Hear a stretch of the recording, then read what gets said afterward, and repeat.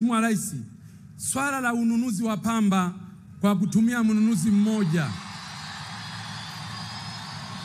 Mheshimiwa Rais, mimi nakubaliana principally kwamba swala la ununuzi wa mnunuzi mmoja kwanza linatuondoa kwenye soko huria, lakini pili kunakuwa hakuna ushindani. Mnunuzi wa pamba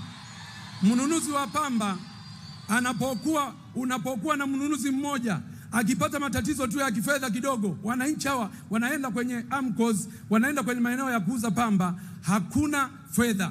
Kwa hiyo ukiwa na mnunuzi mmoja ni hatari sana. Sasa bahati nzuri waziri wa kilimo yuko hapa. Mfumo wote ule unaoanzishwa ni lazima usikompromise ushindani katika soko huria.